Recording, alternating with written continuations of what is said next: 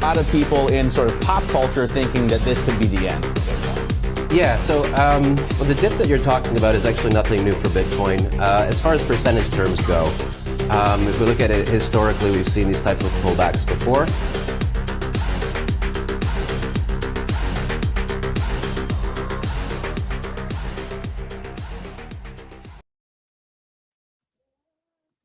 And here we go.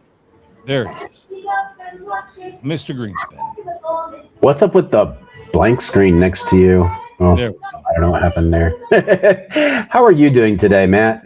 Well, I'm just kind of waking up, getting the morning going here from the shores of the Salish Sea. Been up for about almost 90 minutes now, and kind of getting into the headlines, looking at the charts, looking at the markets. Now, your day is kind of wrapping up, and I kind of love this because as my day starts, your day is ending. So I feel like you're a bit of a time traveler. You've had a good head start on me to process some of the headlines, look at some of the charts, and maybe just kind of get a sense of the day. But as my day is starting, how has your day been?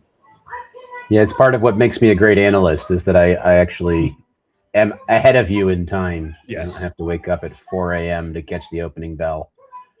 Yeah, no, man, I'm having fun. I'm been keeping my head down, building, and just enjoying everything that life has to offer. Mm-hmm. No missiles overhead for quite a while now, so I'm happy about that. I'm sitting here watching the odds on Polymarket to see if we can have a lasting ceasefire or if we're going back. What to are the war, current odds you know. right now? What are the odds saying? U.S.-Iran permanent peace deal by December 31st. So that's it's quite a ways away, but that's at 70%. And June 30th, much closer, is at 35%. So 1 in 3 odds of a permanent ceasefire by the end of the month. Those are the current Polymarket odds. Where do you think where is Polymarket getting this sentiment from? I mean, are they just gauging online what people are saying, or like where does Polymarket actually get this data that substantiates this? Yeah, so Polymarket is quite unique. In actually, I mean, it was really interesting to see it blowing up around the Trump elections. And it's far more accurate than any sort of polls can indicate, because what you're seeing here are actual people betting on outcomes of things. And so that's where the odds come from. They don't come from a boardroom. They don't come from analysts. They don't come from, people who don't have skin in the game. Every single person who's contributing to these odds actually has real skin in the game. So people are betting on the outcome of something that's real, which is why it makes it such a powerful indicator. Basic capitalism will tell you that if somebody doesn't have skin in the game, the output is going to be not as good as if they actually have money riding on their results. Right. And so, this is people are betting on just about anything. Hantavirus going into major pandemic in 2026. And you can actually see that, over time, like very real spikes. It actually spiked up to about 30%. And so, if you're understanding what a hantavirus is before everybody else, and then you see that spike up to 30%, you can make a lot of money shorting it. Yeah, shorten it. Yeah, exactly. And so this is, we now have Cora, our own in-house AI, completely plugged into Polymarket, and also Kalshi, which is a very similar site, but more geared towards US, and they've got a lot more sports betting happening. I love the Kalshi. Yeah. So Cora is able to now tell you the difference between the odds on Kalshi and the odds on Polymarket. So let's say odds of a rate cut in June, she can tell you the difference and then tell you where the opportunity is. I had a friend who's kind of new to digital finance. I got somebody knocking at the door. Very sorry. Oh my gosh. Yeah. Sorry about that. Somebody's knocking at the door. Wow. Well, on that note, we'll have to put a pause in it. Jeez, this is just Oh my goodness. All right. Well, what are you gonna do, Mr. Greenspan? It's what happens when you work from home. You've got interruptions. You've got people coming to your door. You know, it's great. It's great. I'm very sorry about that. Everything okay?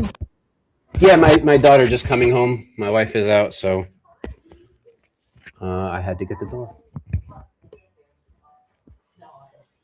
Where were we? Poly Market, Kalshi, Cora. That's where we're at right now. But yeah, I mean, obviously, these are not final results, but this is literally the best sort of forward-looking metric that you can get. So I would say the odds of a permanent ceasefire by the end of June are genuinely 35%, according to all available data, especially if you buy into the efficient markets theory. Where Cora did surface an opportunity last week was with Oprah, actually, because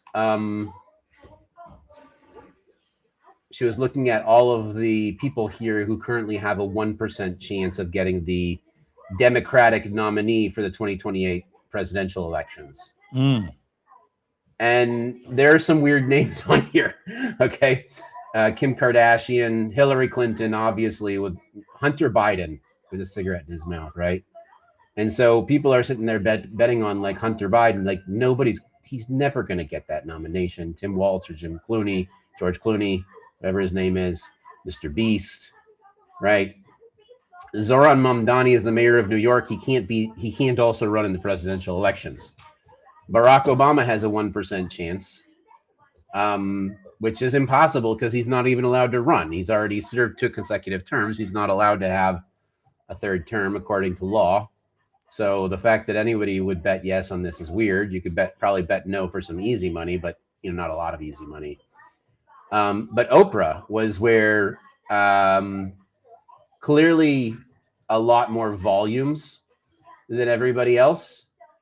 And Cora then went in and cross-referenced with social volume and said Oprah is off the charts when it comes to like real trend setting. She's actually trending all over social media. And so I said, okay, I don't know if she's going to get the nomination, but certainly better than a 1% chance, and certainly better than some of these other names. So in a month from now, even if we see her at 3% or 4%, that's still some good money to be made in the meantime. And obviously, if she announces she's running, that would be a huge spike up. And then off of the $150 bet that I made, if she actually wins the nomination, that's like $30,000 profit. Yeah, it's not a bad ROI if you throw $150 at it, I guess. But correct. It's that kind of easy money where you could throw $150 at it and go, we'll see what happens. And I think that is similar to a little bit of the mindset that we see in crypto when it comes to degens and altcoins and meme coins and whatnot, where somebody's like, you know what, I'm going to take a flyer on this. I'm going to throw $150 at this project and see what happens. It seems very similar as far as the overall, when you get down to the fundamentals and the foundation of it. It seems that a lot of the volumes and a lot of the action that was previously in crypto has moved to these kind of prediction markets, a lot of it. And, it kind of makes sense because, a lot of what crypto is, like people, just like you described, making these kind of outsized bets or making saying, okay, I'll throw $100 or $1,000 at something. I'll probably lose my money, but on a 1 in 10 chance that I'm going to be right, I'm going to make 100x on what I'm betting on, and that created an economy in crypto of just pure nonsense, where people were using that mindset to extract massive amounts of value from online betting participants. And so you no longer had a 1 in 10 chance that your project was going to go big. You now have a 1 in 1,000 chance, and so it's much similar to, a lottery ticket than an actual, good, solid investment.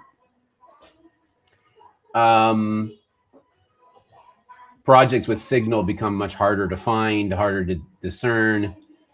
Good projects like QE makes it much more difficult to surface. And then you see like what's actually being built under the surface.